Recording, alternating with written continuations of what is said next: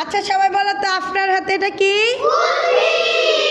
উদ্ভিদ, তাই না? আজকে আমরা উদ্ভিদের বিভিন্ন অংশ সম্পর্কে জানবো। আপনারা ধরো বলো তো, এই যে এটা কি?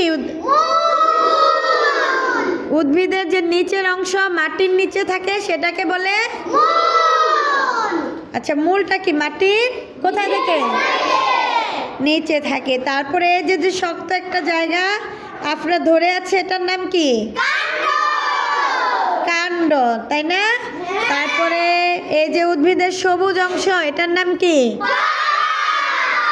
পাতা। আর কিছু কিছু উদ্ভিদের রঙিন রঙিন থাকে না, সুন্দর, ওগুলোর নাম কি? রঙিন ফুল হয়। আবার ফুল থেকে কিছু কিছু উদ্ভিদে কি হয়? ফল হয়, তাই না? তাহলে আমরা একটা উদ্ভিদের কি কি পাই? মূল, সবাই বলো, মূল, কাণ্ড,